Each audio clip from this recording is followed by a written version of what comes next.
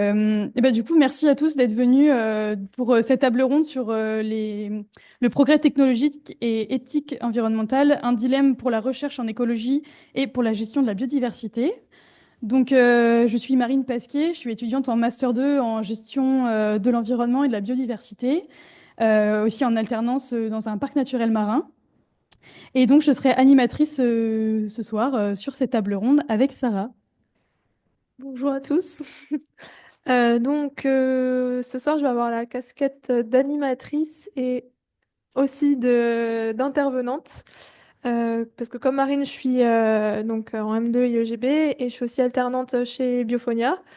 C'est un bureau d'études spécialisé en bioacoustique et tout ce qui est innovation, IA, nouvelles technologies, gestion de grosses bases de données, c'est un peu le cœur du BE.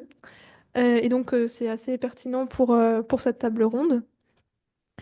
C'est un sujet assez actuel parce que, bah, comme vous savez, les nouvelles technologies, les drones, l'IA, euh, la, la reconnaissance automatique de pièges photo, de acoustique, et enfin, c'est assez actuel et c'est vraiment au service de l'environnement, la biodiversité. Il y a de grands progrès dans la compréhension des écosystèmes, du suivi de la faune, mais voilà, à côté de ça, l'énergie que ça demande en tant que matière première et pour le fonctionnement de ces nouvelles technologies, ça a un coût environnemental qui est assez conséquent et qui s'ajoute à tous les autres enjeux environnementaux qu'on connaît tous. Il y a des pistes de réflexion qui existent, des textes de loi qui peuvent sortir de plus en plus. C'est dans ce cadre-là que bah, on propose avec Marine un moment de réflexion sur les bénéfices de ces nouvelles technologies pour l'environnement, mais aussi le coût écologique qu'elles peuvent engendrer sur la biodiversité. Et donc pour ça, on a avec nous plusieurs intervenants qui, je pense, sont très pertinents, qui peuvent se présenter en quelques mots. Merci. Ouais. Ok, ouais. Bonsoir à tous. Christophe Bottella, moi je suis chercheur en écologie statistique à Montpellier dans un organisme de recherche qui s'appelle l'INRIA. Et donc je m'intéresse à la caractérisation de la distribution spatiale des espèces, de leur évolution dans le temps. Et donc pour ça j'utilise pas mal de modélisation statistique, d'apprentissage machine. Donc je fais appel à des calculs parfois lourds. Voilà. Voilà, je vais essayer d'être de renseigner un petit peu sur les aspects impact, notamment. Et je vais poser une petite question rapide, c'est vraiment sans réflexion. Du coup, Christophe, innovation et écologie, conflit ou synergie?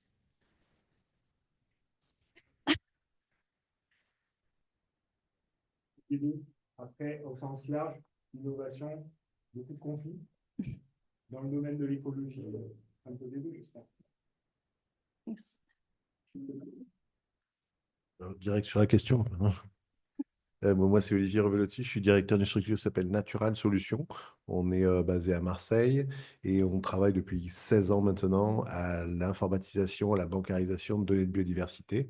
Donc, on fait des systèmes d'acquisition à partir des capteurs, capteurs humains, capteurs électroniques, satellitaires, lidar, radar, bioacoustique aussi, pour bancariser tout ça et ensuite le diffuser, ces données, à différents niveaux du millefeuille, que ce soit à l'échelle du gestionnaire d'une réserve ou à l'échelle internationale pour GBIF, Géobon, etc. Et puis ensuite, on fait des systèmes d'aide décision pour essayer d'accompagner les gestionnaires, soit dans les stratégies de préservation, soit dans les stratégies de renaturation, pour apporter des solutions optimum à la gestion du territoire. Très bien, merci. Et alors, petite question, IA, menace, solution ou les deux? Menace. On aura le temps d'en discuter, hein. Là, c'était une seule proposition. C'est fortement. Ouais. Alors moi c'est Guillaume Bagnolini, donc je suis chercheur en éthique donc sur Montpellier, entre l'université de Montpellier et l'université Paris-Est Marne-la-Vallée, au sein d'un laboratoire qui s'appelle le LISIS, laboratoire d'innovation sciences société. Et donc moi je travaille plus particulièrement sur les interactions et les conflits socio-environnementaux entre humains et non humains. et notamment sur, c'est le sujet d'actualité entre vautours hein, et humains. Voilà. Et effectivement, vu que ça a été mis sur la slide derrière moi, je vais quand même le dire, je suis aussi fondateur d'une association de médiation scientifique qui est basée sur Montpellier et qui s'appelle CoScience. Voilà, et on fait de la médiation, de la sensibilisation à l'écologie scientifique. Très bien, merci. Et donc, petite question également, IA durable, utopie ou possibilité? Alors, est-ce que j'ai 4 heures pour exposer ce point de vue? 2 minutes. Non, je pense qu'on reviendra dessus dans la table ronde. Ouais. Ouais. Voilà, je suis le dernier avant Benjamin. Donc, moi, David Mouillot, professeur à l'université. Donc, je suis local de l'étape. Je suis content de voir plein d'étudiants et d'anciens étudiants. Donc, j'ai aussi une casquette. Je suis responsable d'une fondation Océan aussi, donc pas mal orienté sur l'exploration. Et puis aussi entrepreneur à travers une entreprise justement qui utilise l'IA. Voilà, donc trois casquettes, voilà, universitaire, fondation et entrepreneur. Et nous, c'est plutôt sur l'aspect génomique environnemental, donc ADN, tout ce qui, voilà, détection des petites molécules dans l'eau d'ADN, des traces d'ADN. Et puis bien sûr aussi l'IA sur l'aspect plutôt satellitaire pour la gestion des ressources marines et de la biodiversité, notamment vulnérables, tout ce qui est voilà, requins et mammifères marins. Et donc, la petite question, quelle technologie récente vous inspire pour l'écologie? L'IA, c'est pas original, donc je vais dire l'ADN environnemental. Ah, parfait. On peut peut-être commencer. On attend. Pas de nouvelles de Benjamin.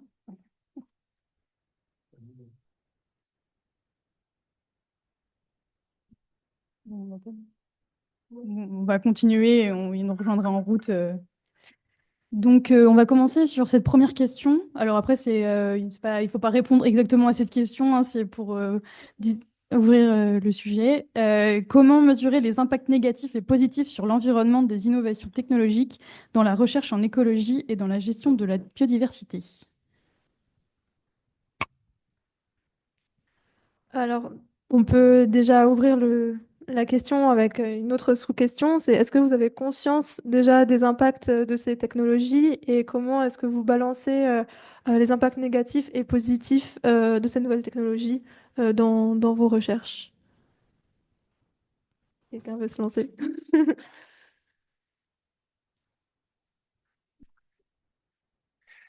Je vais commencer. En termes d'impact, enfin, moi, je voulais déjà préciser que pour moi, il y a des impacts qu'on a au même titre que euh, n'importe quelle personne qui travaille ou qui vit sur Terre. Donc, dans les activités de recherche, de par nos activités quotidiennes, l'espace qu'on occupe dans les laboratoires, le fait de les chauffer, etc., on a un impact. Bon, mais je pense que c'est pas forcément de ça qu'on parle aujourd'hui.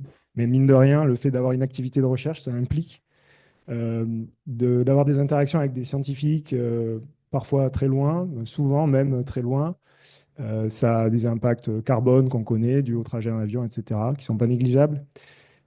Et par ailleurs, donc ça, on peut le mesurer d'une certaine manière quand on parle d'impact carbone. Euh, Après, les impacts qui sont liés aux conséquences des technologies qu'on développe, c'est beaucoup plus difficile de les mesurer. On peut les décrire qualitativement. Et on sait qu'effectivement, demander des grosses ressources de calcul collectivement, ça demande de construire des data centers, des, euh, des clusters de calcul, et que ça demande des ressources, que ça émet du CO2, etc. Après, à quel point ils vont être utilisés, ça dépend pas forcément que de nous en termes de scientifiques. Et voilà où j'en suis.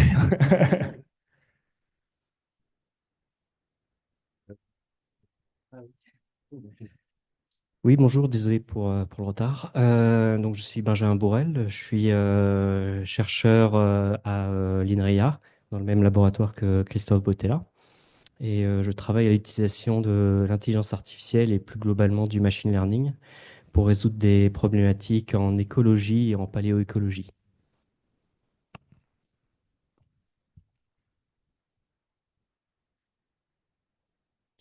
Et du coup, je ne sais pas si l'un d'entre vous veut rebondir sur la réponse de Christophe concernant, concernant cette première question. Mais sinon, avec Marine, on s'était aussi demandé quelle méthodologie et quel indicateur pouvaient évaluer ces impacts-là, que ce soit positifs ou négatifs, des impacts de l'innovation pour la biodiversité. Comment est-ce qu'on pourrait trouver des solutions pour quantifier ces impacts? Alors, il y a plusieurs approches. Il y a une approche qui va être de mesurer l'impact de l'activité. Donc là, il y a les travaux de la CDC, GBS, etc., Global Biodiversity Score, qui peuvent être appliqués à l'intégralité de l'activité. Donc nous, on a une activité de service comme n'importe quelle activité. Ben, on va avoir un impact sur la biodiversité, comme une université peut avoir un impact sur la biodiversité. Donc vous êtes familier avec le Global Biodiversity Score de la CDC ou des mesures équivalentes, ça se mesure. Alors, c'est un ratio assez complexe, en gros, du chiffre d'affaires, hein, qui va mesurer l'évolution en MSA, en kilomètres carrés. Et donc, ça, c'est une mesure d'impact de n'importe quelle activité, comme une mesure d'impact carbone. Il y a une mesure d'impact biodiversité. Donc, c'est poussé aujourd'hui par les approches de type TNFD, CSRD, etc., organisations européennes qui vont donner un scoring environnemental de quelle que soit l'activité. Donc forcément, les projets éoliens ou les projets qui ont un impact direct sur le foncier vont être plus impactants que ceux qui sont dans le tertiaire et qui sont plus éloignés. Donc il y a en général, le paradigme qui est utilisé, c'est dépendance et impact, impact et dépendance. Il y a aussi des activités qui sont très dépendantes de la biodiversité. Donc nous, on est à peu près tous informaticiens, plus ou moins, on est relativement peu dépendants de la biodiversité directement.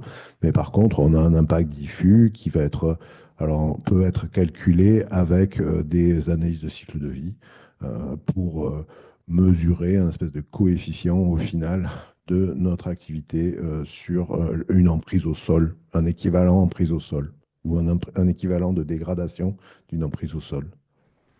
Ouais, ouais. Le GBS, c'est quand même une grosse usine, mais c'est appliqué aujourd'hui à peu près, enfin, de plus en plus aux grosses entreprises du CAC 40 qui ont des obligations de transparence et de divulgation pour pouvoir être cotées et avoir un scoring environnemental de la même manière qu'ils ont un scoring climat. Il y a des scorings biodiversité qui sont en train d'émerger. Ce que je te disais peut-être tout à l'heure en préparation, c'est qu'il faut différencier deux approches. Une approche IT for Green, qui est d'utiliser l'informatique pour des sujets qui sont des sujets environnementaux. C'est à peu près tout ce qu'on fait ici, quasiment. Et puis l'autre approche qui est Green IT, c'est comment est-ce qu'on applique quelque part une séquence ERC d'évitement, de réduction et peut-être même de compensation à notre activité, qui est une activité finalement de consommation de matières premières et d'énergie. Et donc dans les approches Green IT, il y a aussi tout un tas de labels et tout un tas d'approches numériques responsables, etc., qui tendent à essayer de rendre plus propre notre activité d'informaticien, de développeur, de statisticien, de data scientist, etc. Et donc, sur ces approches Green IT, il y a un choix, tout un panel d'hébergement et de matériel qui sont plus ou moins éco-responsables. La difficulté, c'est d'aller, comme pour finalement un impact biodiversité, c'est d'aller quantifier et d'être sûr à 100% que le data center est au bon endroit, qu'il a utilisé une énergie qui est renouvelable, verte, et qu'il n'est pas connecté à un grid qui, quelque part, fait utiliser une centrale à charbon. Ça, c'est quand même très, très difficile. Donc, il y a des labels qui sont en train d'émerger pour les hébergeurs qui vont être plus ou moins responsables sur leur usage de l'énergie. Sur l'usage du matériel, c'est une autre affaire, c'est une autre histoire. Il y a tout un tas de choses à faire parce qu'on est quand même très gourmand en matériel neuf. Et comme je te l'expliquais aussi en introduction, je pense que là, on a un panel des possibilités d'évolution qui sont énormes, puisqu'on a tendance à renouveler tout le temps les matériels, les serveurs, les data centers, les fermes à serveurs, et on a tendance à jeter. Et donc, on a un problème de réparabilité, un problème d'obsolescence programmée et un problème de réemploi de tous ces serveurs, de tous ces fermes à serveurs, que ce passe par du smartphone à la grosse machine.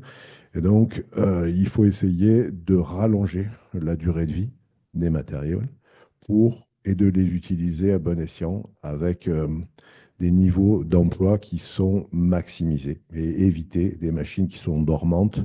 Et puis ensuite, on finit par les jeter au bout de 2 ou 3 ans parce qu'elles sont obsolètes ou parce qu'elles sont simplement démodées.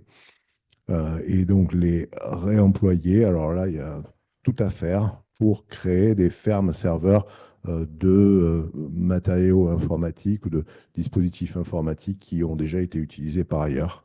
On a tendance à toujours vouloir racheter du neuf pour faire un data center. Et moi, je crois beaucoup à la création de data centers de matériaux en réemploi. Et je ne suis pas encore arrivé à le faire, mais j'y travaille. Voilà. J'aurais plein de choses à dire, mais...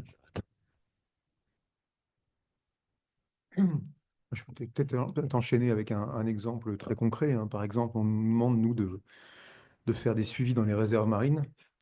Donc là, on peut passer, par exemple, hein, la transition, c'est qu'on est passé de suivi en plongée, de comptage, à des suivis en ADN environnemental. Donc là, d'un point de vue carbone, c'est relativement facile. On ne le fait pas, mais c'est facile à quantifier, hein. On sait ce que c'est qu'un coup bateau, qu'une journée plongeur. L'ADN environnemental, on connaît le coût, il y a du plastique, il y a des machines à utiliser. On pourrait le faire. Je pense qu'il y a un gain substantiel, mais pas forcément énorme, mais on pourrait le faire. Par contre, ce qu'on mesure très mal, c'est le dérangement de la faune, en fait, hein. Donc, pour moi, toutes ces nouvelles technologies, hein, c'est un changement de paradigme sur le dérangement et sur le fait d'accéder à l'information sans déranger le milieu, sans perturber la faune marine. Je parle pour les vertébrés. Et ça, c'est vraiment essentiel. Donc, pour moi, le gain, il est vraiment là. On a un gain carbone, mais on a un gros gain sur le remote sensing par rapport à ce qu'on a fait avant. Je prends l'exemple aussi des suivis de la fréquentation en bateau dans les réserves. C'est vrai qu'entre avoir une vedette qui navigue à toute vitesse, qui fait beaucoup de bruit, et du satellite, le satellite est peut-être plus demandeur parce qu'il y a un traitement derrière, mais en termes de dérangement de la faune, d'occupation de l'espace maritime, de la nuisance en bruit, c'est le jour et la nuit, quoi. Donc nous, moi, je vois beaucoup de progrès. Dans le carbone, c'est dur à estimer, mais je pense que c'est là, mais surtout dans le dérangement de la faune sauvage.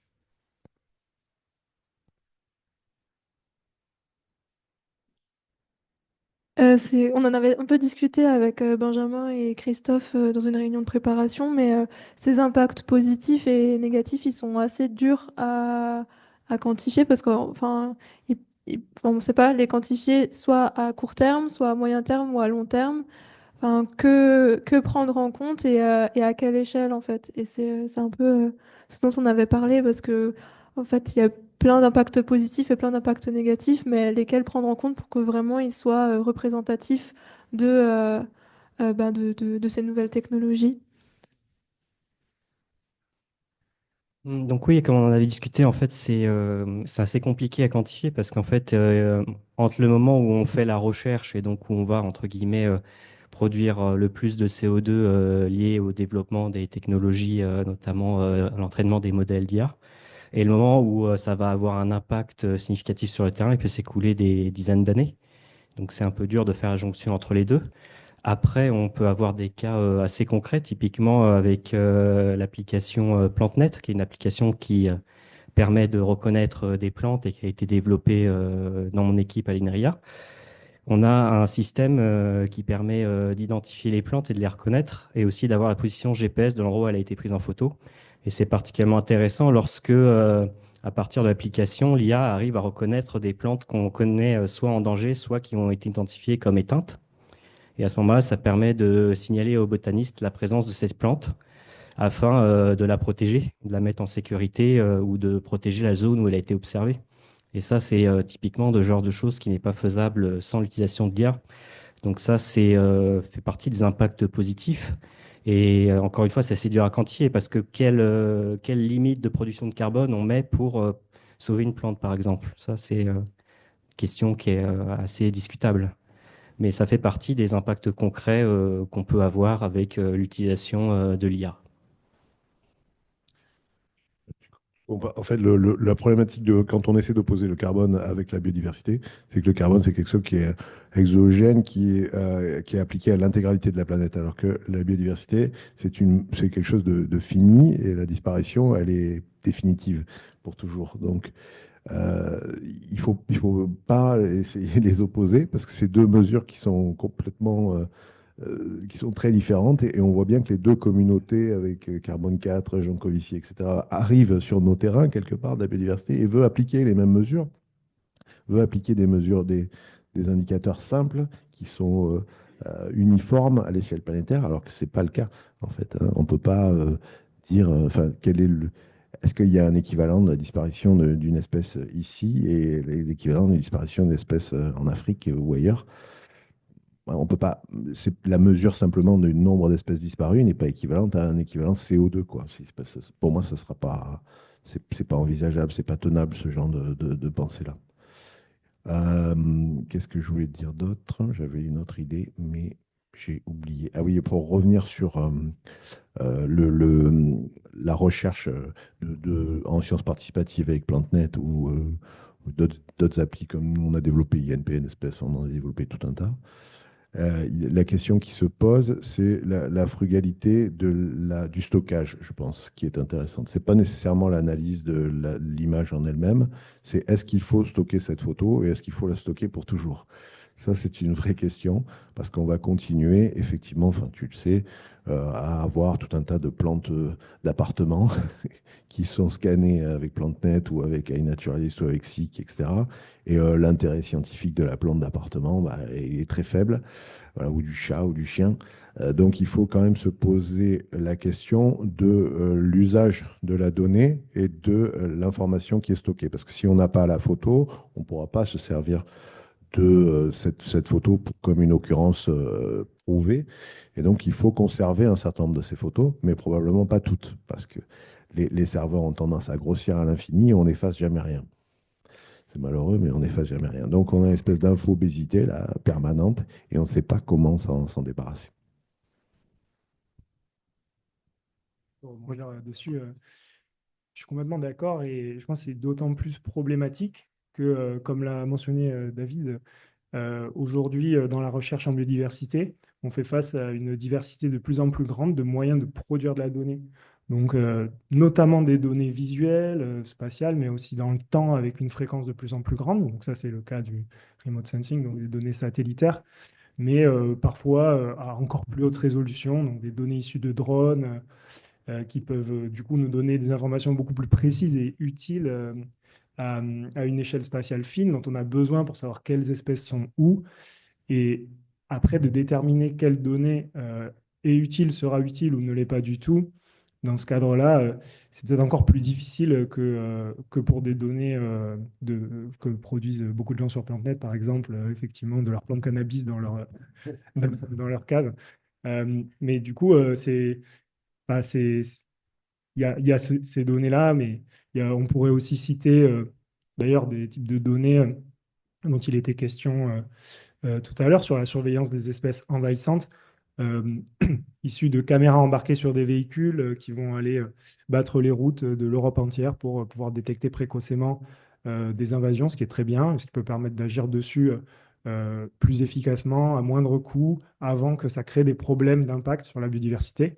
Malgré tout, ces données-là, bah, on va les garder parce qu'on se dit, bah oui, ça peut servir à ça peut servir à d'autres études aussi sur la biodiversité. Et, euh, et ça s'entasse. Et c'est ça qui crée la majorité des impacts carbone, si je ne me trompe pas, du numérique, c'est le stockage.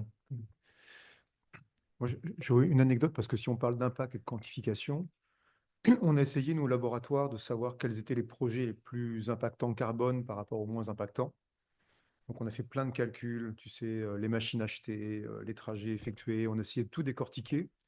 Et finalement, on arrive à la conclusion extrêmement simple, c'est que plus un projet est financé largement et plus il engendre de la consommation de carbone. Et je pense qu'au niveau individuel, la même chose avait été faite. L'analogie est très simple, hein. Nos revenus déterminent complètement l'impact carbone que l'on a sur Terre. Donc en fait, c'est très facile, c'est proportionnel, quoi. À l'échelle d'un individu, d'un laboratoire, d'un institut, finalement, c'est voilà, c'est l'argent qui va générer le carbone, en fait, hein. Donc c'est un autre débat, hein. Ça veut dire qu'il faudrait faire mieux avec moins, quoi. Mais nous, concrètement, si un projet il fait 1 million d'euros, il va générer beaucoup plus d'impact qu'un projet à 100 000. Ça, c'est évident. Et ça, c'est le facteur premier. Et chez les individus, c'est pareil, ça c'est sûr, hein. Quelqu'un qui gagne 5 000 euros va bien plus générer de carbone que quelqu'un qui gagne 1 500 euros. Il y a bien sûr des facteurs individuels, mais ils sont mineurs par rapport aux revenus, parce que même si l'argent, on ne le consomme pas, on le place en banque, qui va en faire quelque chose, qui va impacter, etc., c'est sans fin. Et nous, on voit bien ça, c'est vraiment le budget du projet qui va impacter. C'est la source numéro un, donc c'est facile à quantifier quelque part. Mais est-ce que ça voudrait dire qu'il faudrait qu'on touche moins d'argent, qu'on fasse avec moins, que les individus gagnent moins d'argent? Ça, c'est un autre débat, quoi. Pour revenir sur l'acquisition, il y avait un projet qui était assez marrant, qui était un projet lié à Panoramio et à Flickr, qui vous interdisait de prendre une nouvelle photo d'un site qui avait déjà été photographié 1 million de fois. Donc c'est à un moment donné, on dit ah ben non, tu peux pas, c'est pas la peine. Ça a déjà été photographié 1 million de fois. Quand on voit TikTok ou Instagram qui grossit, qui grossit, qui grossit à l'infini, en fait, hein, en plus on n'a pas vraiment le droit à l'oubli. Donc quand on meurt, bah, notre compte Facebook il reste, le compte Instagram va rester, le compte TikTok va rester. Il y aura de plus en plus, les médias sont de plus en plus gros, de plus en plus longs, parce que tendance à la vidéo. De toute façon, tout va aller vers la vidéo. Donc les comptes YouTube vont rester aussi. Quantité, une masse d'informations qui est de plus en plus colossale, mais il y a un niveau de pertinence, d'entropie, de charge informationnelle à évaluer dans la création de ce contenu. Est-ce que on a réellement besoin de prendre la énième photo de son chat dans PlanteNet ou de scanner cette plante ou bah, de faire ce génome complet ou de faire cette photogrammétrie LIDAR multispectrale à une date d'intervalle finalement relativement limitée, de mesurer cette forêt intégralement avec un LIDAR, avec du multispectral à des temps d'intervalle qui sont relativement limités, si l'état de le composant environnemental qu'on essaie de mesurer a une variabilité faible. C'est-à-dire si ce composant de l'environnemental, si je veux prendre une photo toutes les 30 secondes de cette bouteille en verre, ça n'apporte aucune charge informationnelle. Si ce composant environnemental est dans un état très chaotique et très fluctuant, effectivement, il va falloir que j'en prenne énormément et que je le mesure très souvent et que potentiellement je conserve une série temporelle importante.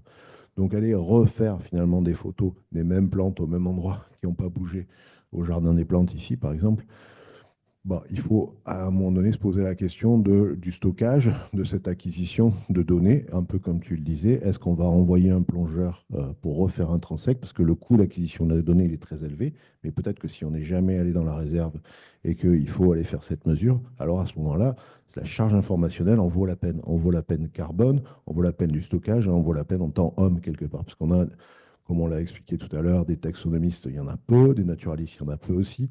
Donc il faut les mobiliser aux bons endroits, au bon moment pour prendre la bonne donnée qui a un usage, qui a une utilité, une fitness of use la plus importante possible. Mais ça, je pense que effectivement, je suis tout à fait d'accord, mais ça demande aussi pas mal d'éducation finalement, parce qu'il y a le côté connaissance, connaître les impacts, et il y a le côté qu'est-ce qu'on fait. Et sur le côté qu'est-ce qu'on fait, sur l'éducation véritablement je dirais au numérique, hein, que ça soit sur les professionnels de l'écologie ou que ça soit sur la société en général, c'est vraiment difficile pour une simple et bonne raison, c'est que le virtuel, il n'est pas palpable. Et que donc, on a l'impression que quand on utilise notre smartphone, finalement, on n'a aucun impact ou un impact réduit. Or, on le voit bien, effectivement, des discussions qu'on a. En fait, il y a des impacts. Ces impacts sont loin d'être négligeables. Et si on démultiplie le nombre de technologies connectées, de données informationnelles, parce qu'on prend 40 fois la photo de son chat, etc., etc., et qu'on a ce type d'usage-là, finalement, c'est là où ça va devenir vraiment compliqué. C'est pas en tant que tel je dirais, la technologie, mais c'est plus les usages et finalement le peu de concret des impacts que l'on peut avoir à travers ça. Et donc c'est vrai que dans un côté éducatif, de sensibilisation, d'information, là où c'est très difficile et quand on a des ateliers numériques où on essaye de transmettre des informations autour justement de ces impacts-là, c'est de faire que les gens ressortent en se disant, ah oui, vraiment, je prends conscience de mon impact.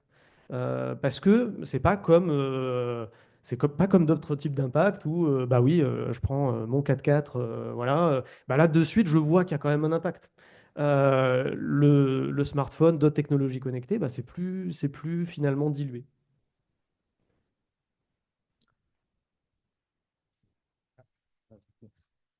Juste pour finir sur ce qui a été dit au niveau du stockage des données aussi, je voulais dire qu'il y avait une sorte, pas de peur, mais enfin aussi, on peut parler d'une espèce de peur de la part des chercheurs et des écologues au niveau des données qu'ils stockent.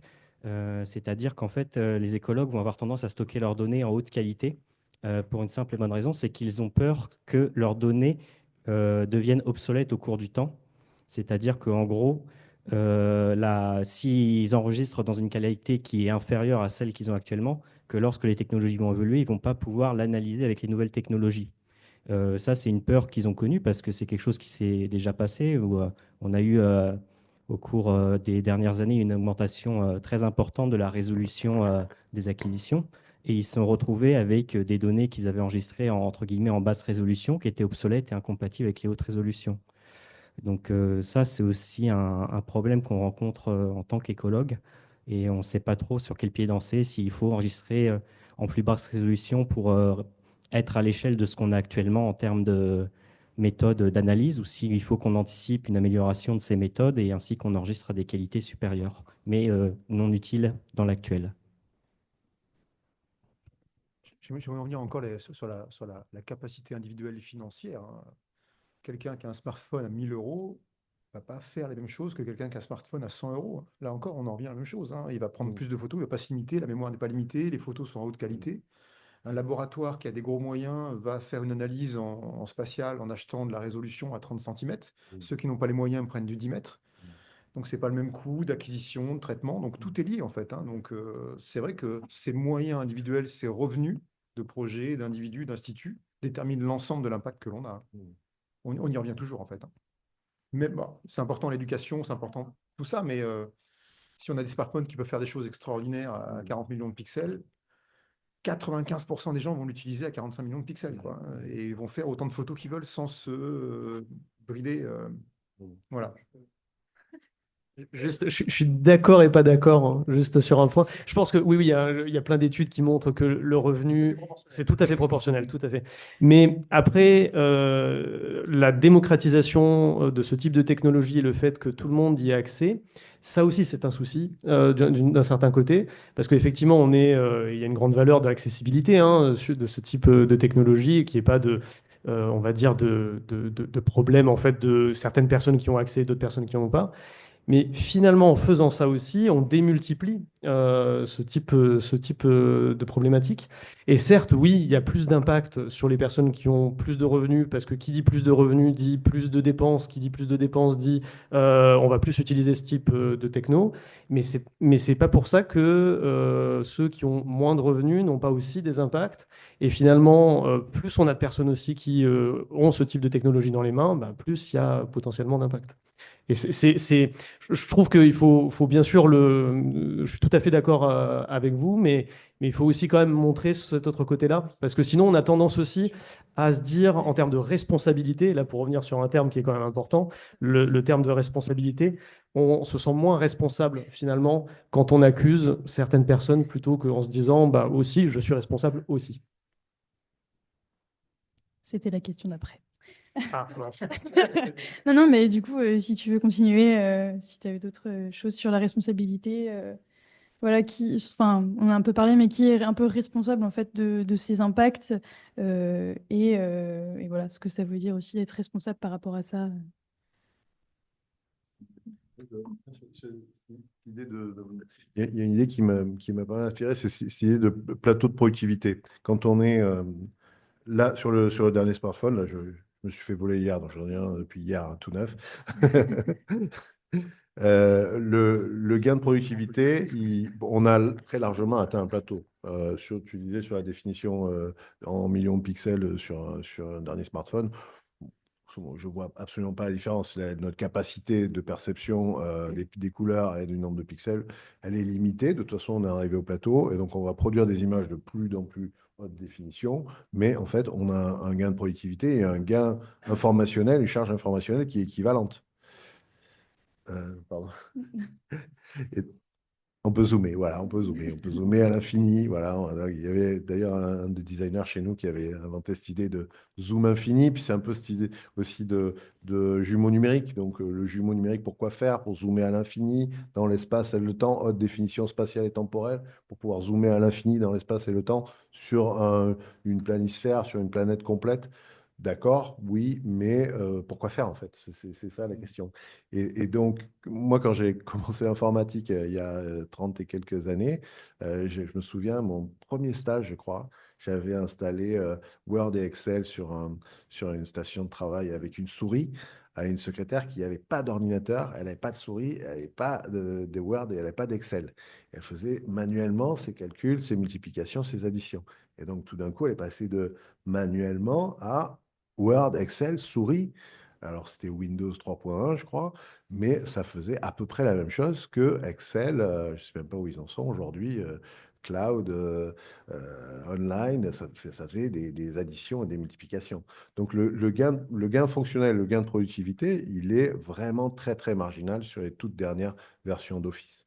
Quand on a installé la capacité de faire un glisser-déplacer dans Excel, bah, tout d'un coup, ça simplifie vraiment la vie. Et là, on l'a vu avec ChatGPT, le génératif, notre gain de productivité, il est très, très net et très effectif. On peut rédiger un mail, faire même un article scientifique complet en une fraction de seconde. Donc, on a un gain qui est très net. Et donc, il faut s'interroger sur le gain marginal de productivité qu'apporte d'avoir un téléphone très haute définition et même LiDAR et demain pour les iPhone 15 ou 16, je crois. Donc, ça veut dire qu'on va avoir un LiDAR dans la main. Pourquoi faire? Donc, c'est des millions et des millions, là encore, de pixels. Hein. Ce n'est pas des pixels, mais c'est des longueurs d'onde qui vont être stockés quelque part sur un cloud. Pourquoi faire? Pour pouvoir faire éventuellement de la VR, jouer avec des objets qui sont à distance, les reconnaître à distance. Pour nous, c'est intéressant pour faire de la reconnaissance de formes, d'arbres, etc. Mais le gain métier par métier, c'est là, d'après moi, qu'il faut se poser la question. Et de toute façon, les entreprises de la tech qui n'apportent pas un gain de productivité réel et tangible, en général, s'effondrent. Donc, c'est probablement le début de la fin. Et on le voit bien avec des entreprises comme Microsoft qui essayent de nous pousser, et Apple, hein, qui essayent de nous pousser les derniers iPhones, alors qu'on n'en a plus réellement besoin. Moi, au début, dans les iPhone 1, 2, 3, je suivais l'évolution. Puis aujourd'hui, je suis largué. Je suis toujours sur un 12 alors qu'ils en sont au 16. Et je ne sais même plus quel est le numéro de version parce que ça m'apporte strictement rien. Ça m'apporte plus rien. Voilà. Et en écologie et en biodiversité, on n'a pas du tout atteint ce plateau de productivité. On a encore tout un tas de choses à faire absolument géniales avec la DNE, avec le LIDAR, avec le multispectral, avec les caméras trappes, avec la reconnaissance de forme, avec les sciences participatives. On a encore tout à inventer, là.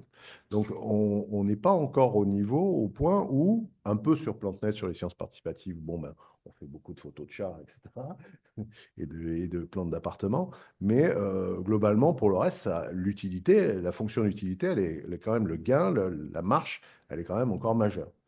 Bon, donc pour moi, il vaut peut-être mieux aller regarder du côté de TikTok ou de Instagram ou de YouTube où les contenus générés n'apportent plus rien, n'apportent plus aucune valeur. Et il y a beaucoup plus de contenus générés aujourd'hui que de notre capacité planétaire à les regarder.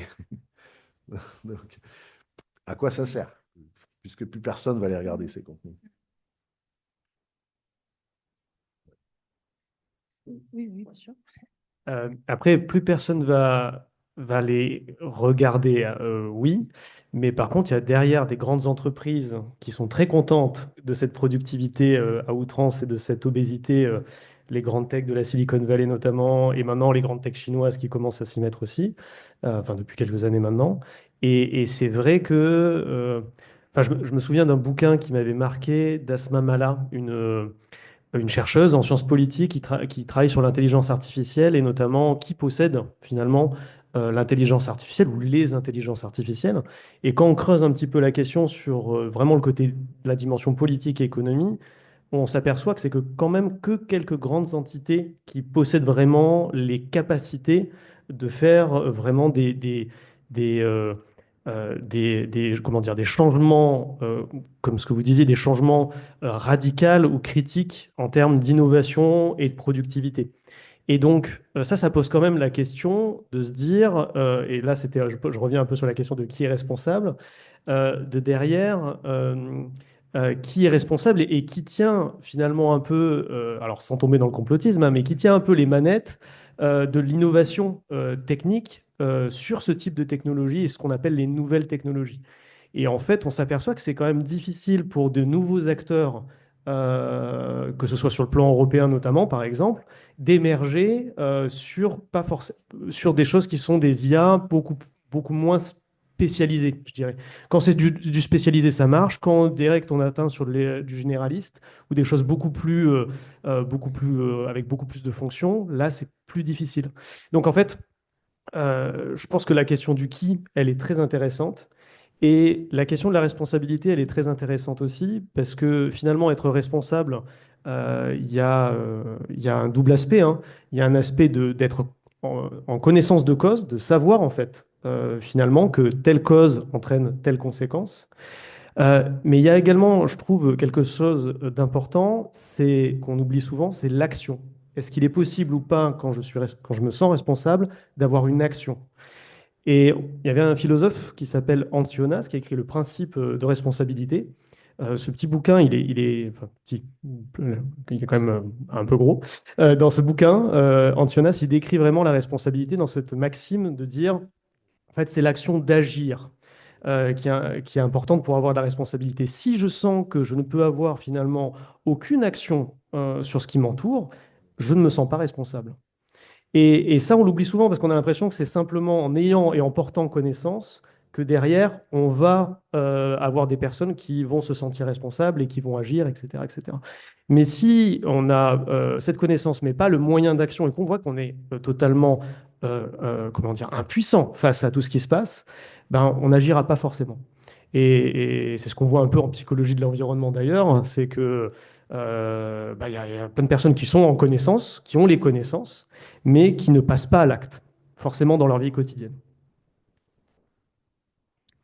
C'est intéressant. Il y a une loi qui s'appelle la loi de Moore, je ne sais pas si c'est pas ça, c'est le fondateur d'Intel, hein, qui, bon, bah, lui, alors Intel va mal, il paraît très mal, mais bon, il a vendu des microprocesseurs pendant toute sa vie, le monsieur, il fait des milliards là-dessus, et qui disait que de toute façon, dans tous les cas, les capacités de calcul et les capacités de stockage allaient doubler tous les 2 ou 3 ans. Donc c'est une loi pas du tout mathématique, c'est une loi quasi empirique, économique, qui se révélait vraie et qui en fait a dicté un fonctionnement à l'intégralité de l'industrie informatique, aussi bien hardware que software. Et chez les gens du software, dont je fais partie, ça nous a énormément déresponsabilisés. Moi, personnellement, ça m'a déresponsabilisé. Parce que je me disais, bon, j'ai créé un truc qui ne marche pas très bien, là, maintenant, c'est un peu lent, mais c'est pas grave. Il va bien y avoir une machine dans 1 an, dans 6 mois, ou ma machine à moi, elle n'est pas très performante, mais je ne vais pas essayer d'optimiser mon algo parce que dans 6 mois, dans 1 an, ma machine n'est pas super, ou je vais simplement trouver une meilleure machine, et ça existe, il y en a plein sur le marché, qui pourra me faire tourner ce truc un peu plus rapidement. Donc l'effort, la charge cognitive, ça représente d'aller se confronter à l'optimisation de cet algo, eh ben, elle est déresponsabilisée par la loi de Moore et la totalité de l'industrie qui œuvre pour qu'elle se révèle justifiée tous les 2 ans, et que tous les 2 ans, on ait autre chose. Mais on atteint un espèce de plateau sur cette loi de Moore. On ne sait plus vraiment trop comment miniaturiser les transistors, on ne sait plus comment optimiser les capacités de stockage. Donc, on va peut-être aller à un mur, et là, il va peut-être falloir se poser la question de l'optimisation à la fois des algos et des algorithmes de compression. On a énormément de choses à faire sur la compression. Sur les algos, c'est plus difficile. C'est beaucoup plus difficile, il faut vraiment se creuser la tête. Mais peut-être que l'IA, justement, peut nous aider à optimiser les boucles qui bouffent le plus de CPU, quoi. Je vous ai complètement largué. Et du coup, pour soutenir ces initiatives, comment est-ce que ça pourrait être financé et soutenu justement ces initiatives qui visent à réduire en fait les impacts des nouvelles technologies sur la biodiversité et l'environnement? Financer tout, c'est ça? Oui, bah, soutenir, enfin, et mettre en avant les.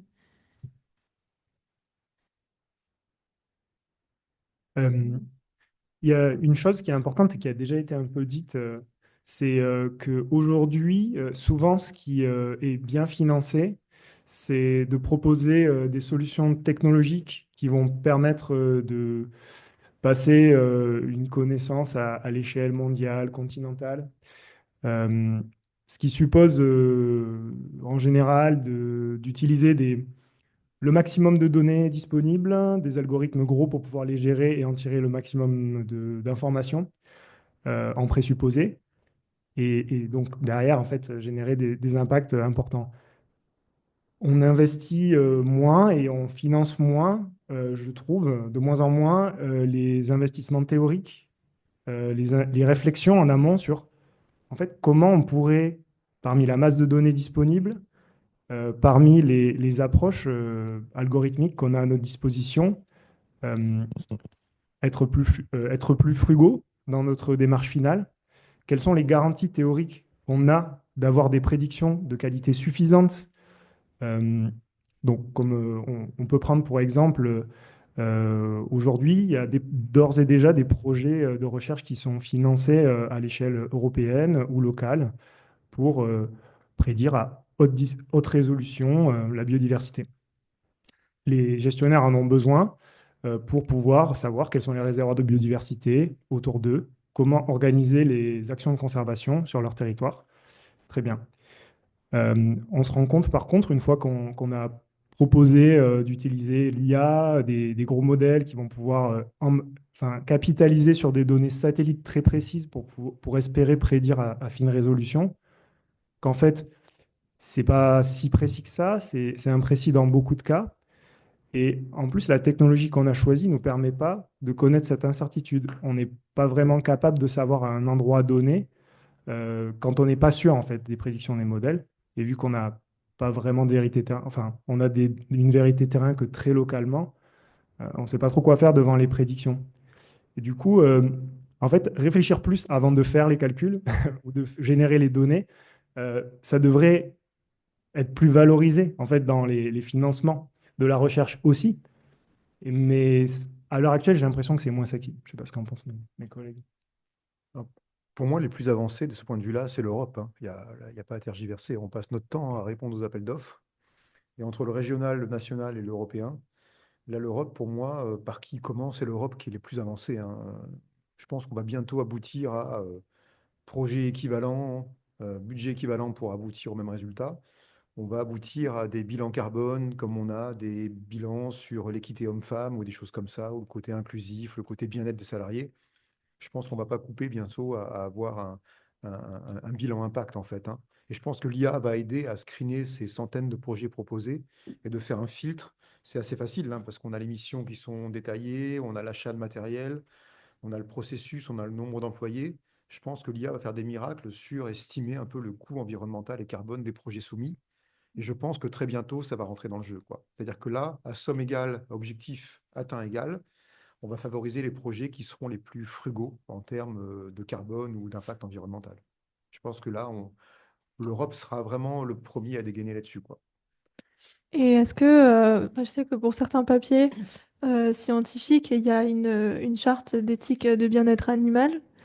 Et peut-être qu'on pourrait imaginer par la suite une charte d'éthique justement sur l'utilisation.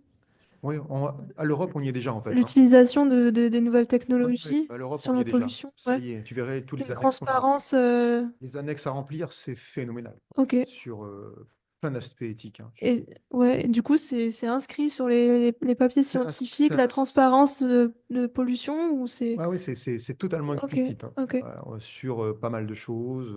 En agriculture, c'est les intrants, les pesticides, les polluants, tout ça, c'est vraiment inscrit, hein. Ok. Et c'est relativement récent. Voilà, donc là, c'est vraiment très très lourd à gérer et on a beaucoup de papiers à remplir pour être le moins disant possible sur tous les polluants, ça c'est sûr. Et du coup, ça implique, du coup, ça montre une transparence aussi sur la responsabilité du projet qui est mené Bah, bah, surtout, ouais, surtout c'est incitatif, hein. mm, Il y a le côté, personnellement, je vais faire attention, mais on sait très bien qu'on est tous des humains et qu'on va au plus court, hein. mm, Mais là, c'est totalement incitatif parce qu'on sait qu'on ne sera pas compétitif si on consomme trop. Donc ça force chaque chercheur à faire attention. Et là, on n'a pas le choix. ouais. À l'équilibre homme-femme, à l'inclusion, au bien-être des salariés, au déplacement, aux machines qu'on va acheter. Et donc, il faut être frugal et équilibré dans tous les aspects, quoi. Mm. Et ça nous force à le faire. Donc, c'est bien le côté éducation, il faut le faire absolument. Mais le côté incitatif est assez efficace. Et du côté incitatif, est-ce que les crédits environnementaux, ils sont inclus dedans? C'est-à-dire qu'un projet, non? Ok. parce que j'en avais parlé du coup avec mon maître d'apprentissage et il m'a dit que des crédits environnement, ce serait une forme d'incitation aussi aux entreprises à justement moins polluer, être très transparent sur les projets, sur leur pollution, mais que ça pourrait être quand même, comment dire, limité. Enfin, et donc je sais pas trop Ouais, vos moi, je pense que positions. ça va rentrer, tu sais, nous, quand on a un prestataire extérieur au-delà de 45 000 euros, marché public, on doit faire un appel d'offres. Mm. Avant, on avait 100% de la note sur l'aspect technique. Est-ce que l'entreprise répond parfaitement à notre cahier des charges? Maintenant, 30%, enfin, il y en a qui savent mieux ça que moi, 30%, c'est des notes externes qui sont est-ce que l'entreprise fait un effort sur le bien-être des salariés, des normes environnementales? Et je pense que cette part-là ne va faire qu'accroître, quoi.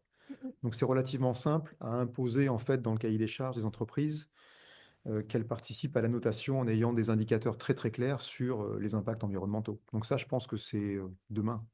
On va y arriver très vite. Mm, mm. Et là aussi, c'est très incitatif parce que sur un appel d'offres, comme c'est une note sur 100, s'il y a 40 points sur l'impact, ça va être vite, le ménage va être vite fait, hein. Mm, mm. Donc ça pousse à la responsabilité, on va dire. Bah, ça pousse, ouais, si tu veux choper du marché public, t'as plus le choix. Ouais. Voilà. Et je pense ça fait qu'augmenter. Je suis assez vieux pour avoir vu, moi, 0%. Donc voilà. Là, on a 25, mais je pense qu'on peut augmenter. Et quand on sait que technologiquement, souvent, les prestataires sont assez équivalents, 25%, c'est quand même assez énorme, quoi. C'est énorme. Donc en fait, ça fait la différence, quoi. Et par là, pour moi, on a un levier assez simple, hein. Si tu veux un marché public voilà, il suffit de faire un effort sur cet aspect-là. Et je trouve que c'est un bon levier. Mm. Le système est pas si mal fait, finalement. Quelqu'un veut rajouter quelque chose? Faut faire attention, cette mesure d'impact, là, c'est toujours un peu pareil. C'est-à-dire qu'il y a du déclaratif, il y a tout un effort qui peut être presque impactant de mesurer cet impact. Et il y a toujours une espèce de règle 80-20, d'après moi, comme en algorithmique, comme en optimisation. Quelle que soit l'optimisation, c'est une problématique d'optimisation, la mesure d'impact, que ce soit une mesure d'impact biodiversité, ou une mesure d'impact carbone, ou une mesure d'impact matériaux. Euh, il faut essayer de se concentrer sur les 20% qui sont les plus impactants. C'est toujours une règle où il va y avoir. Et donc, essayer de mesurer tous les impacts sur une analyse de cycle de vie produit, on peut y passer 6 mois complets. Au final, on va se rendre compte parce que c'était la clim, par exemple, pour la salle ici, ou le chauffage, voilà, qui va générer 80% des impacts. Le reste, si la télé est allumée, si on a changé l'écran, ou si la qualité des micros, elle va consommer un peu d'énergie, ça va être complètement infime par rapport à la réalité du chauffage.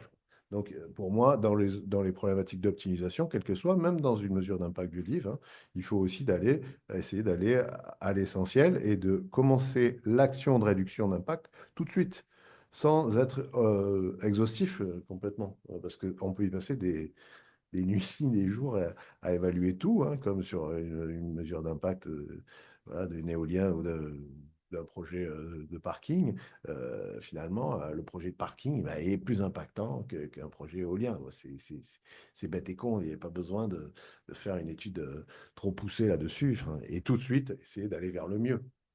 Sans l'exhaustivité, c'est un frein à l'action finalement, j'ai l'impression. Après, sur les questions en fait, incitation, aujourd'hui, je vois que alors bon, moi, je suis plus au fait des problématiques d'impact carbone sur la biodiversité, mais euh, pour l'impact carbone, on le calcule au niveau des labos déjà, hein. Il y a des plateformes comme Labo 1.5 qui nous incitent à le faire. Beaucoup de labos le font depuis 2019.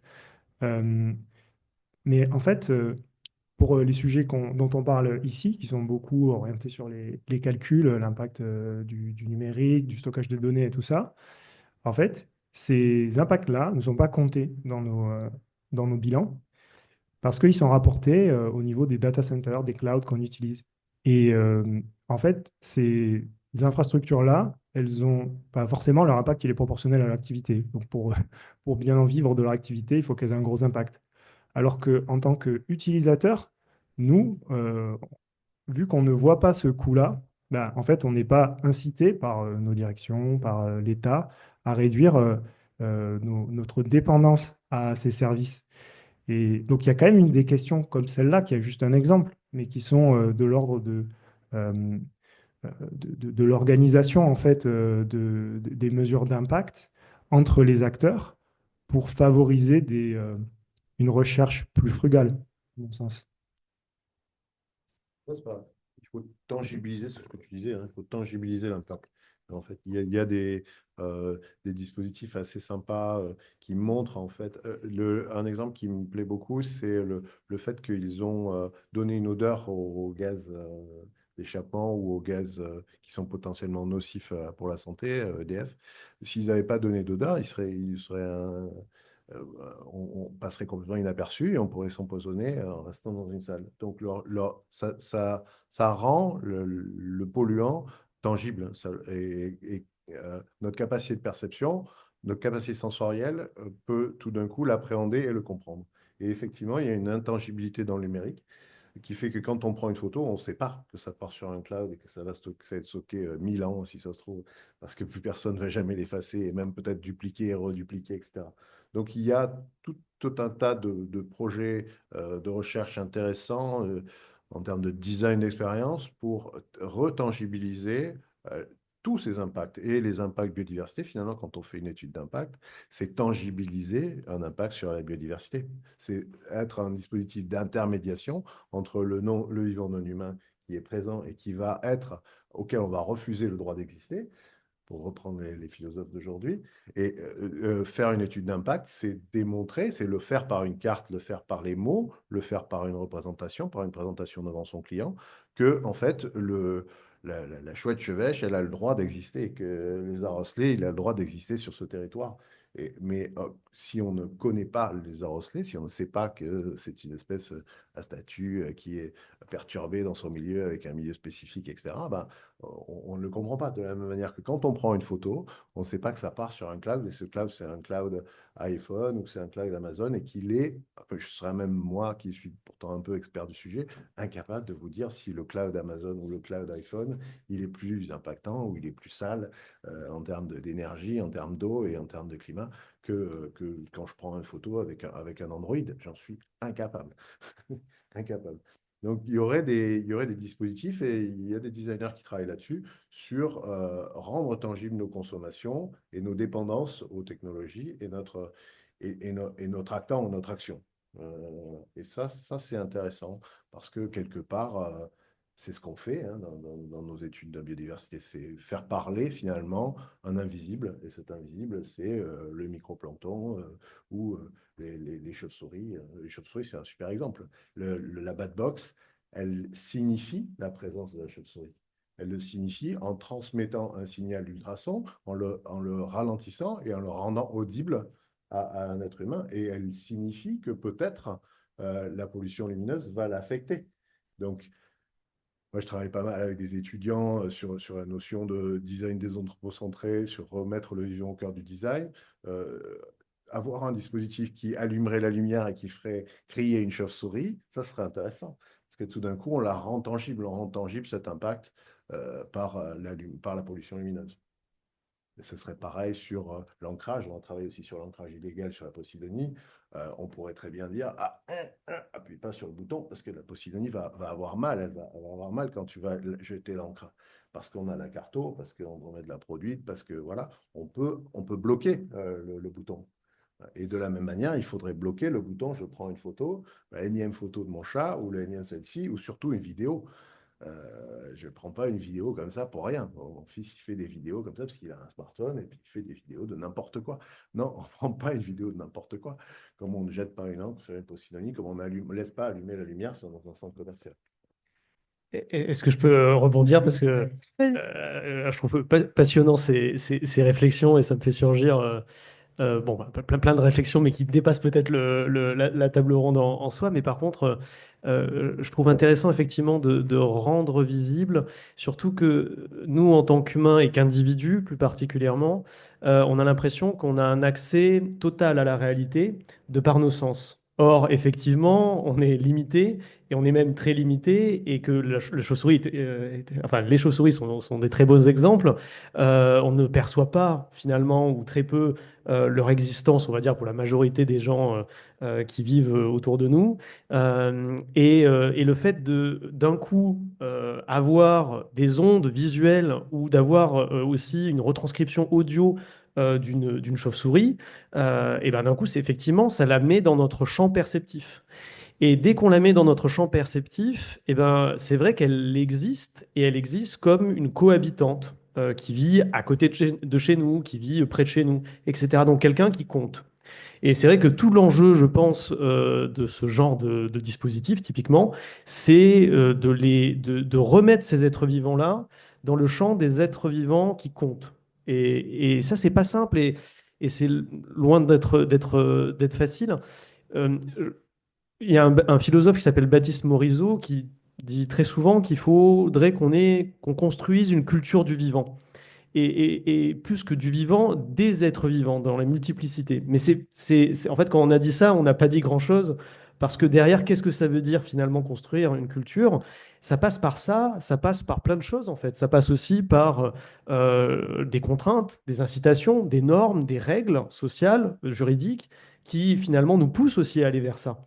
Parce que tant qu'on ne nous pousse pas un peu, qu'on n'a pas des incitations et qu'on ne met pas les vivants dans le champ du visible, et ben finalement, on n'agira pas vraiment, ou ça sera un agir superficiel. Donc c'est vrai que c'est là où voilà, là, je suis vraiment, vraiment totalement d'accord sur le fait que rendre visible, c'est vraiment un pas déjà qui est important voilà, dans la sphère de nos existences. Bah, du coup, rendre visible à travers les innovations, mais c'est aussi notre rôle aussi en tant qu'acteur de l'environnement. Et donc, ça laisse place à la quatrième question. Quelles compétences sont nécessaires et comment enseigner dans la formation des professionnels de la recherche et de la gestion de la biodiversité l'impact des innovations pour mieux prendre en compte les impacts de l'innovation? Pardon, j'ai mangé la question. Mais je crois qu'on a compris, c'est comment intégrer cette thématique maintenant dans les formations, comment en fait sensibiliser les autres à cette thématique et aux impacts. Si quelqu'un veut rebondir. Je peux commencer en tant qu'enseignant, mais Oui, voilà, ouais, c'est bien. c'est un peu un paradoxe parce qu'on passe notre temps à leur dire qu'il faut qu'ils soient, bien sûr, super bien formés sur les nouvelles technologies s'ils veulent s'insérer. Donc, on pousse vraiment, au contraire, un maximum l'aspect nouvelles technologies en occultant complètement l'aspect impact, hein. Je ne sais pas si l'étudiant dans la salle peut me dire le contraire, mais je n'ai pas souvenir qu'on ait dit à un étudiant, attention, n'utilise pas l'IA, n'utilise pas la DNE ou des choses comme ça. En tout cas, on ne pousse pas le bouchon et on n'a pas d'arguments solides, on n'a pas de quantification de tout ça. Donc là, je pense que ce sont vraiment des métiers totalement nouveaux. Alors là, pour moi, créer des postes dans ce domaine-là, ça serait vraiment nécessaire, mais c'est vraiment un domaine à part, quoi. Moi, je serais incapable d'enseigner le coût carbone. Comme dit mon collègue, il est spécialisé en informatique, le cloud, c'est un autre métier, quoi, tu vois. Sur la supply chain, savoir combien coûte un cloud ou un smartphone, c'est vraiment un autre métier, quoi. Moi, c'est pareil, hein, si je commence à dire il vaut mieux faire de l'ADN que des suivis en plongée, qui je suis pour dire ça, quoi. Là, je peux te dire en termes d'efficacité de détection de la biodiff, par contre, en termes de coût de carbone ou d'impact, tu vois, environnemental, sur l'ensemble de la chaîne de production, j'en suis incapable. Il faudrait quelqu'un qui se plonge sur le fait que le plastique, le bateau, etc., la durée de vie du matériel, enfin, pour moi, c'est un métier à part. Et pour moi, on est face à vraiment un déficit de compétences là-dessus. Ce sont les nouveaux métiers, en fait, hein, qui vont arriver, hein. Ce sont les nouveaux métiers. Et du coup, il faudrait par exemple imaginer un bureau d'études spécialisé dans la quantification de la pollution des nouvelles Il y technologies. en a plein, il y en a déjà, ils Mm. existent déjà, hein. Ils font des carbone, etc. Il faudrait les inviter en tant qu'intervenants au départ et ensuite créer des postes. Mais il faut faire appel à des spécialistes. Je pense que ça serait malvenu que nous, on s'essaye à ce jeu-là, quoi, tu vois, parce que je pense qu'on serait ni formé, ni crédible. Ça serait vraiment une erreur qu'on essaye de faire ce job-là, qu'on ferait mal, à mon avis. Là, il faut des vrais spécialistes, c'est mon avis, hein.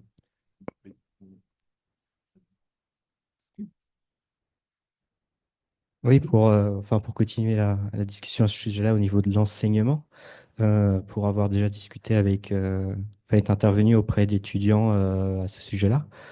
Ce qui est intéressant généralement, c'est d'essayer de mettre en contexte un taux de production de carbone, mais qui leur parle. Donc généralement, moi j'essaye de donner des équivalents en trajet de voiture ou en trajet d'avion. Donc c'est toujours très approximatif, mais ça leur permet de se représenter un peu la chose. Et aussi, ce qui peut être intéressant avec eux, c'est de discuter des différentes technologies qui existent et dont ils ne sont pas toujours au courant par exemple pour le stockage de leurs données. Parce que vous avez différents types de technologies qui permettent de prendre plus ou moins de place sur les serveurs. Donc vous avez typiquement des technologies qui se contentent de dupliquer bêtement vos données. Vous avez des technologies qui prennent moins de place, comme la DDR5 par exemple. Euh, Ouais, enfin, c'est un peu trop technique. Mais en gros, il y a plein de technologies différentes qui existent et la plupart des étudiants qui travaillent en informatique n'en ont pas toujours conscience et ne savent pas toujours qu'il est possible d'améliorer simplement les choses. Dans les écoles de design où de temps en temps j'interviens, ils ont des cours de déco-conception numérique, ça existe. Par contre, il faut inventer effectivement le métier de l'éco-conception du projet d'étude de la biodiversité. Mais comme tu le dis, très bien, finalement, c'est une fonction du coût. Si le projet il est cher, c'est qu'il a un fort impact probablement.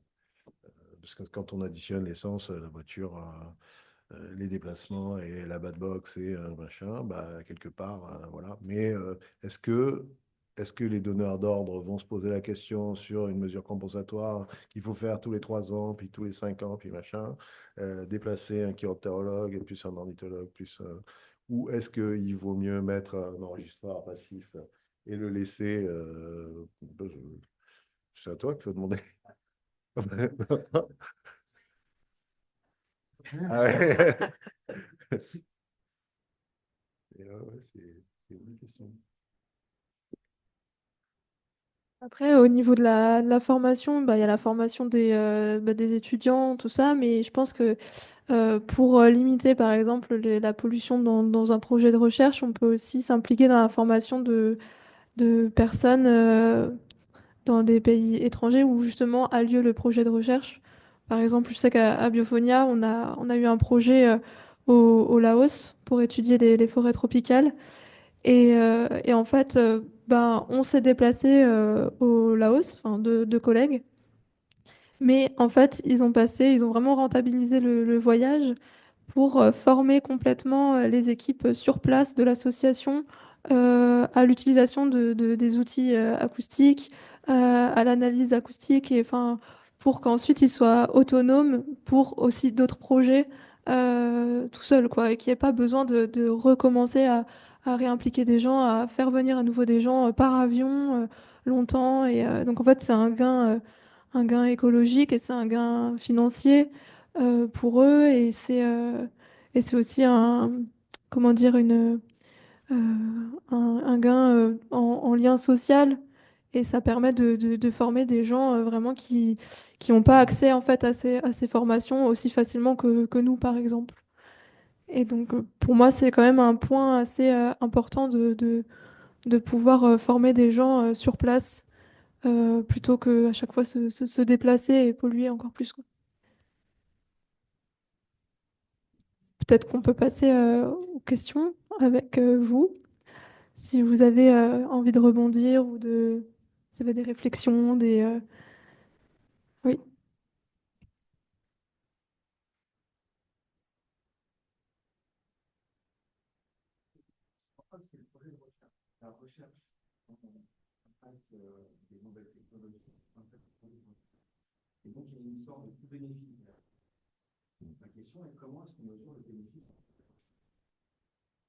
Ben justement, c'est ce que à un moment donné j'ai réagi. J'ai dit, mais en fait, ça dépend à quelle échelle on se place. Si c'est à petite échelle, à grande échelle, quel proxy on prend. En fait, c'est hyper compliqué de savoir qu'est-ce qui sera. Peut-être que mieux, mais. Je trouve la question effectivement intéressante. Alors, je prends un exemple récent. Euh, En plus, moi, je suis en sciences humaines et sociales. Et nous, on a des fois des sujets sur lesquels on peut se dire, mais quel est le bénéfice? et des fois, on se le pose même entre personnes. Par exemple, là, moi, je travaille sur Lovecraft. C'est un auteur de science-fiction du 19e, 20e. Euh, on a voyagé, on s'est déplacé, on mange, on discute, on étudie, on passe du temps à faire des colloques à droite, à gauche, à travers le monde. Et là, effectivement, on peut se poser des questions du bénéfice. Euh, et cette question-là, je trouve intéressante. Et moi, j'aurais pas de réponse à poser, par exemple, sur ce point précis. Quel bénéfice? Moi, je le vois personnellement. J'ai le plaisir et je vois l'étude poursuivre. Mais effectivement, après, c'est vraiment cette question-là de finalement, sur certaines recherches, à quoi ça sert, quoi. Voilà. Et alors, en philosophie, et notamment, là, je me tire une balle dans le pied, hein, mais philosophie, littérature comparée, etc., on peut se poser ces questions-là. Après, pour défendre quand même, ça amène aussi d'autres regards, d'autres réflexions sur le monde, sur notre réalité. Ça permet, par exemple, là, sur Lovecraft, hein, pour reprendre Lovecraft et les sciences, on avait un colloque sur cette question-là. Bah, ça amène également des regards, d'autres langages. Et quand on parle de rendre visible, que ce soit du côté de l'éducation, etc., on a besoin également d'avoir des approches comme ça qui sont plus littéraires, qui sont plus artistiques, qui sont plus philosophiques pour pouvoir retisser du lien aussi avec des choses qui sont justement pas palpables. Donc ça a un intérêt. Mais après, ça n'empêche pas qu'il faut s'interroger sur, selon moi, comment on peut faire autrement. Voilà, aussi cette question-là. Est-ce qu'on a besoin forcément de se retrouver sur un colloque au fin fond de la Norvège pour discuter de Lovecraft? Voilà. Est-ce qu'on ne peut pas le faire tout simplement avec d'autres moyens ou est-ce qu'on ne peut pas essayer de trouver, d'imaginer justement d'autres dispositifs? Donc voilà, je prends ce cas précis, mais c'est vrai que je pense qu'il illustre aussi bien des fois des recherches où on peut se poser des questions qui n'ont pas d'utilité directe, où on ne voit pas forcément le côté utilitaire. Voilà. Et je me permets aussi, juste un point quand même, sur un point qui est, je trouve, important, c'est, nous, là, on raisonne quand même beaucoup en conséquentialiste. C'est-à-dire que finalement, on raisonne beaucoup en pensant aux conséquences et à l'utilité. Or, on pourrait raisonner, et dans d'autres époques, on a raisonné de manière différente, pas forcément en pensant aux conséquences. On peut penser et s'interroger, par exemple, sur les valeurs, a priori. C'est le côté incitatif, par exemple. C'est-à-dire, il faut respecter une charte. Et cette charte, il y a des valeurs. Et finalement, peu importe les conséquences du projet, il faut respecter ces chartes en amont. Donc ça aussi, c'est intéressant. C'est une autre approche de réflexion, c'est une autre voie finalement. Et c'est pas une voie qui est contradictoire et opposée au conséquentialisme. C'est une voie qui, je pense, qui enrichit justement des approches coût-bénéfice. C'est-à-dire ne pas réfléchir que en termes de coût-bénéfice, c'est-à-dire finalement voilà, ça c'est mieux que cette option, cette réalité est mieux que cette réalité-là. Elle a un poids supérieur, mais également réfléchir en amont sur les valeurs que l'on a et celles qu'on a envie finalement de respecter, de faire perdurer. Et ça, c'est une autre manière de réfléchir qui n'est pas forcément que sur les conséquences.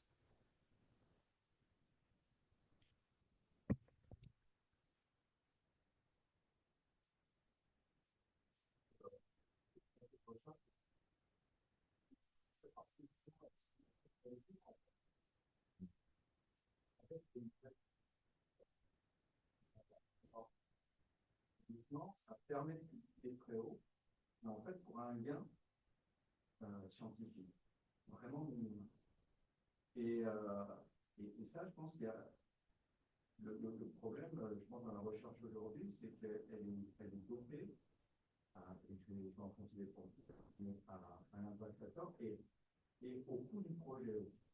Je pense que vous avez toujours dit que je ne travaille pas là-dessus, j'ai un projet qui coûte autant. Je travaille dans l'industrie du cinéma. Le film, il a voulu faire 4 millions de dollars. Et aujourd'hui, je trouve que dans la recherche, on ne s'interroge pas plus vraiment sur la finalité du projet, mais savoir sur à combien je vais publier, et peu importe les coûts. Et derrière, il y a des façons de rationaliser en informatique, par exemple, sur la parcimonie des algorithmes, par exemple. Ça, c'est des choses qui passent complètement sous les écrans radars. Et il faut absolument aujourd'hui essayer de produire un maximum. Il y a un côté inflationniste de la publication aujourd'hui. Et, il y a plein de choses qui m'ont l'air écrites. Et le problème, on parlait d'Avid aussi sur c'est d'avoir l'Europe au niveau beaucoup plus vertueux sur l'impact des fonds de recherche. Le problème, c'est que ça retombe sur le chercheurs. Parce que le temps qu'il faut pour remplir ces dossiers-là, c'est autant de temps qu'ils ne passent pas à produire de la recherche. Donc, il y a un côté vertueux, mais qui peut être aussi super contre-productif. Ouais.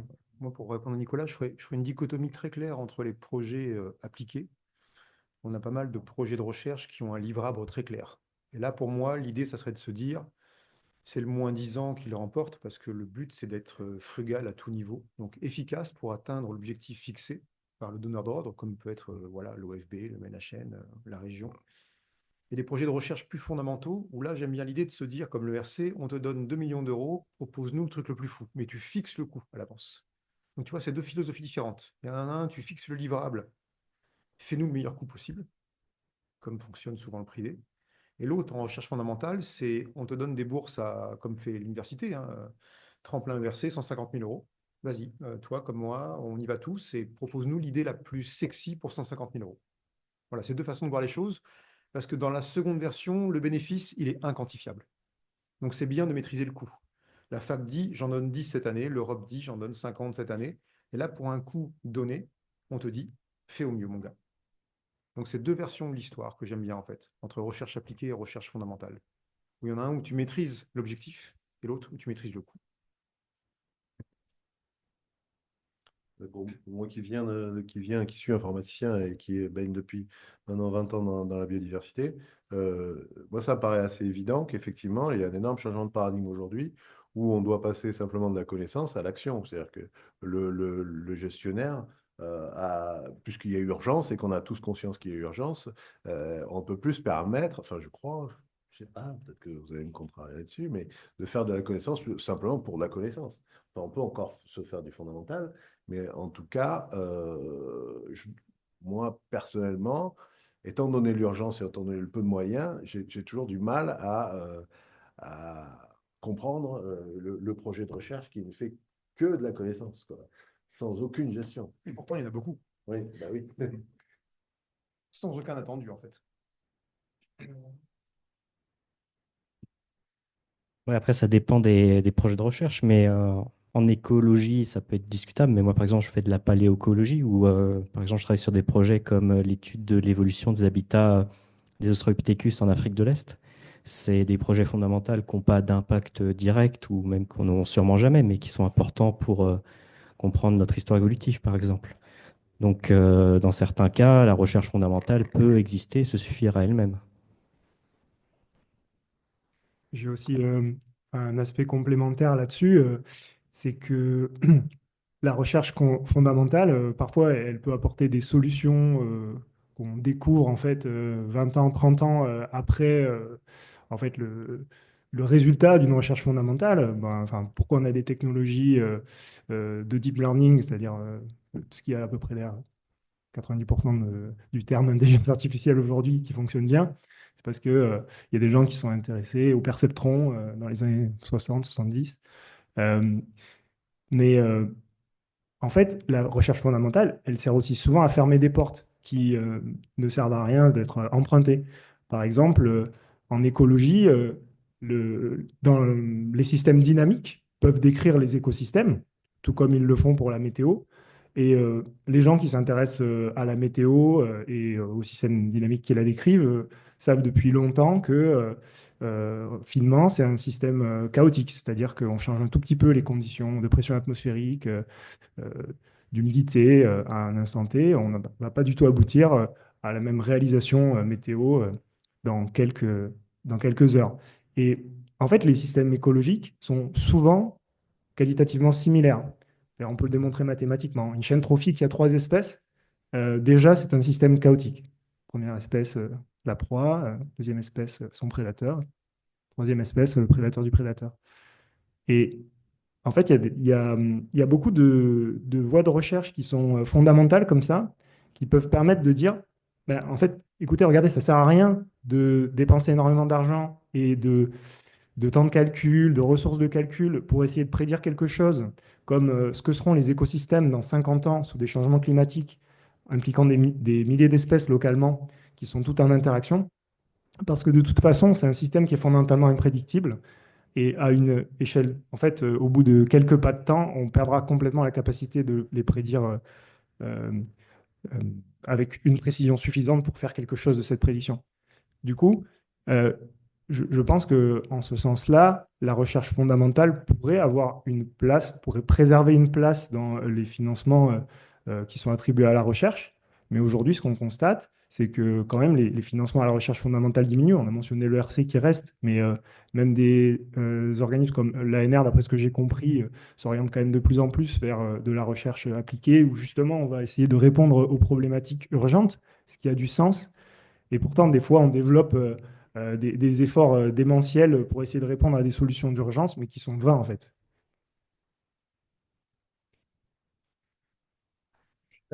J'arrête.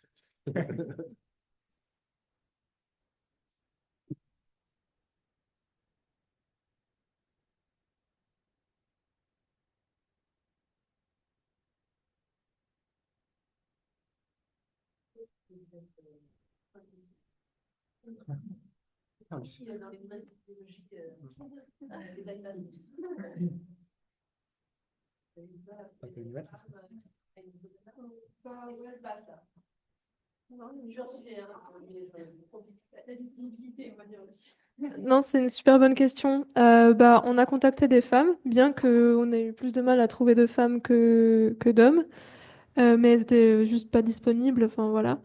Mais sinon, c'est vrai que. Après, j'ai l'impression que ça se développe quand même. Je sais qu'à Biophonia, on est quand même. La parité, elle est quand même assez respectée. Donc, ça, c'est chouette. Et je pense que ça va se développer aussi à travers les formations, à travers bah, la sensibilisation aux nouvelles technologies. Par exemple, là, cette année, on a un cours sur les nouvelles technologies, justement, qui est fait par plusieurs intervenants et intervenantes enfin, sur ça, quoi. Et je pense que ça passe beaucoup enfin, par ça, quoi. C'est-à-dire que les personnes qui interviennent peuvent donner aussi envie bah, aux femmes de s'investir dans ces nouvelles technologies et dans ce domaine-là. Oui. En tout cas, en écologie, c'est vrai que je vois mes audiences de licence, master ou ceux qu'on a au laboratoire, hein, les femmes sont omniprésentes, hein, donc ça, c'est très encourageant. Et sur des matières hardcore, hein, c'est pas que du naturalisme ou des choses comme ça, hein, elles sont vraiment extrêmement présentes en écologie. Donc s'il y a un domaine qui souffre moins de ce décalage-là, c'est peut-être justement l'écologie, Mm, mm. qui est vraiment la science où il y a un équilibre plus marqué. Le souci qu'on a, nous, c'est plus sur la pyramide. Il y a beaucoup moins de femmes au statut directeur de Oui. recherche ou professeur. Voilà, donc on a un peu le souci des postes les plus élevés, les plus gradés. Là, on a un réel biais. Donc ça, nous, le biais, il est vraiment là. Mais sinon, dans les recrutements, c'est fait. Et quand on propose un projet en IA, quand on est déséquilibré, on l'est souvent. Il y a plus d'hommes que de femmes dans les PI qui proposent le projet. On s'engage, par contre, à dossier égal à embaucher une jeune femme. Et on est vraiment attendu là-dessus. Donc là, il y a vraiment une réelle volonté, quoi. Voilà, voilà. C'est ça, voilà. Et nous, ce qu'on nous demande, c'est quand on a un projet comme ça, quand on est déjà très débalancé à la soumission, on va essayer de rebalancer au recrutement des non permanents. Et ça se fait pas mal, je trouve, en écologie, hein, parce qu'il y a du choix. Il y a du très bon choix. Je pense que c'est parce que les nouvelles technologies sont implémentées surtout par le numérique. Moi, j'étais dans l'atelier ADME, on était une minorité, c'est une nouvelle technologie. Mais c'est vrai que les équipes humaines, c'est que il y a un effondrement des informations mathématiques des études et qui viennent comme les bactéries. Il y a des formations comme les diplômes, les George Hancock. Je pense que c'est pas dû à la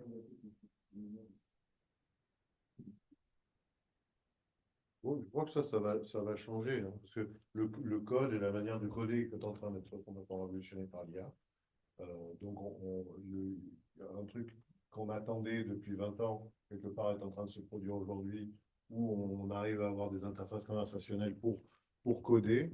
Euh, pour être un bon codeur, en tout cas du détail de la syntaxe, il faut être plutôt autiste. Il y a une tendance autistique qui est très marquée chez les développeurs.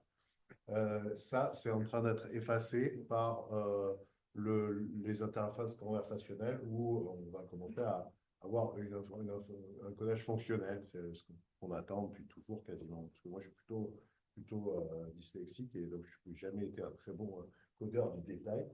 Par contre, je suis plutôt un codeur de l'abstraction. Et donc, aujourd'hui, on va avoir une nouvelle génération qui arrive sur les abstractions et qui, je pense, seront peut-être plus des femmes. Parce qu'elles vont être plus douées à formaliser ces abstractions. Voilà. Mais ouais, pour moi, il ne faut pas se formaliser. Il y a des profils psy qui sont plus adaptés à la communication homme-machine et d'autres qui le sont moins. Et puis voilà. Après, si je ne me trompe pas, lors du premier voyage sur la Lune, les calculs. C'était par des femmes. Ouais.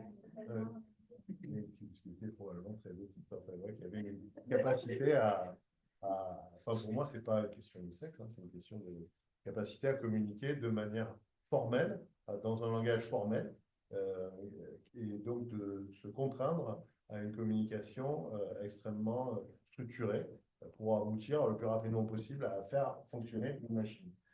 C'est les maths, c'est toute cette communication formelle. Et ce qui est en train d'arriver avec les LLM, GPT, etc., c'est que cette barrière à l'entrée, quelque part, de la communication formelle, du langage de programmation, est en train de tomber. On est capable de spécifier un programme en langage naturel. Et donc, du coup, parce qu'il y a des générateurs de code, et du coup, ça va tout changer après, complètement le métier même. C'est ce que je dis toujours à mes étudiants. Maintenant, vous êtes sélectionnés non plus comment faire, mais où on va, en fait. C'est ça.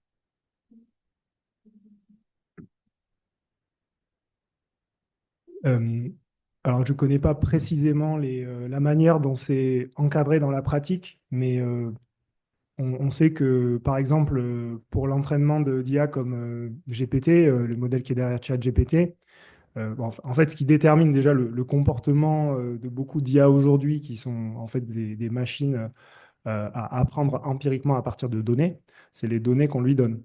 Et en fait, en ce sens, les modèles GPT, on filtre beaucoup les données qu'on leur donne pour apprendre par rapport à l'intégralité de ce qui peut être trouvé sur le web, pour éviter les contenus offensants, les réponses complotistes, ce genre de choses, misogynes. Enfin. Donc en fait, il y a un énorme travail qui est fait de filtrage, de modération et aussi dans l'ajustement en fait, du modèle une fois qu'il a appris sur des données, de orienter la manière dont il va répondre, mais aussi la manière dont il structure ses réponses. Et donc en fait, tout ça, c'est du travail humain finalement. Et c'est du travail qui peut aussi, en fait, comme peut-être ta question, enfin tu cherchais à le soulever, ça peut aussi influencer massivement en fait la manière dont les gens qui utilisent ces algorithmes derrière vont percevoir des choses. Enfin, ChatGPT est tellement utilisé aujourd'hui que les gens qui ont décidé des valeurs qui déterminaient ces réponses, en fait, ont énormément de pouvoir sur l'opinion de beaucoup de gens. Voilà, en biodiversité, ça a peut-être moins d'impact quand même. Des vraies questions, par exemple, pas pour vous, mais pour un naturaliste et SIC, le dataset qui est utilisé, le SIC, c'est l'espèce de PlantNet américain qui marche très bien. Il y a un biais de représentativité des taxons nord-américains, et donc sur les réponses qui sont envoyées, il faut s'en méfier parce qu'il va privilégier des taxons nord-américains par rapport à des taxons européens sur des choses qui se ressemblent, sur du visuel uniquement.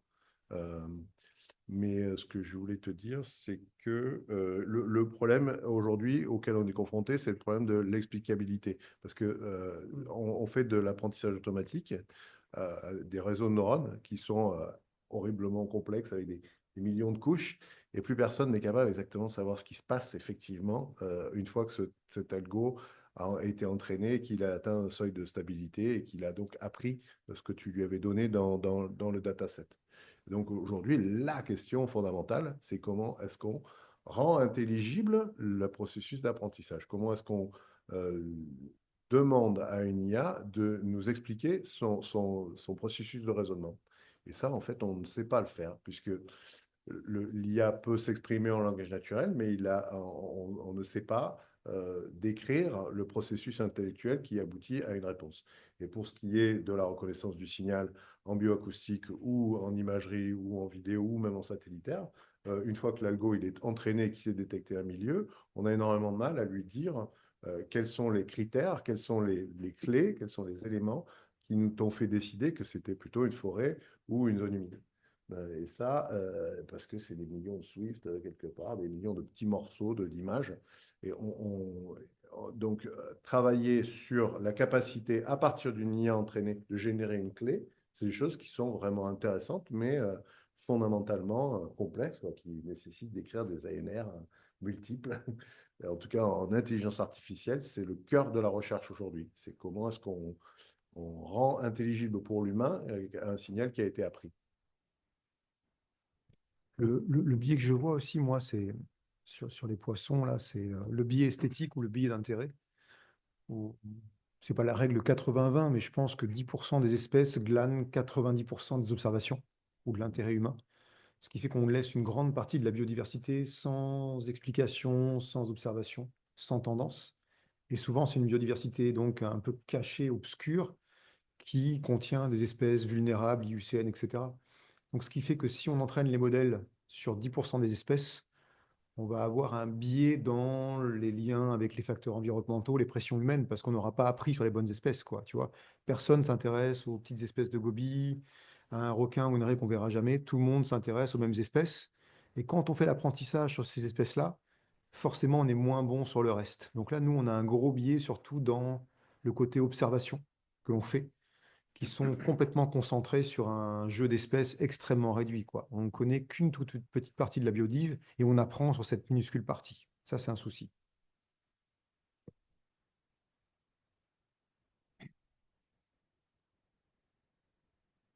Est-ce que vous avez d'autres questions ou d'autres réflexions?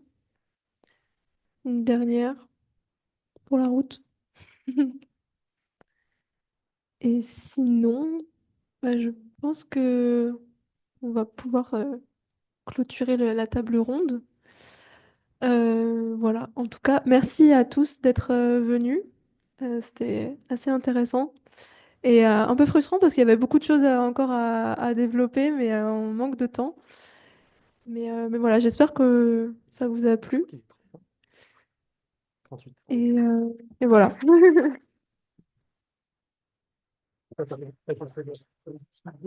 Et merci à vous d'être venus. En tout cas, c'était super.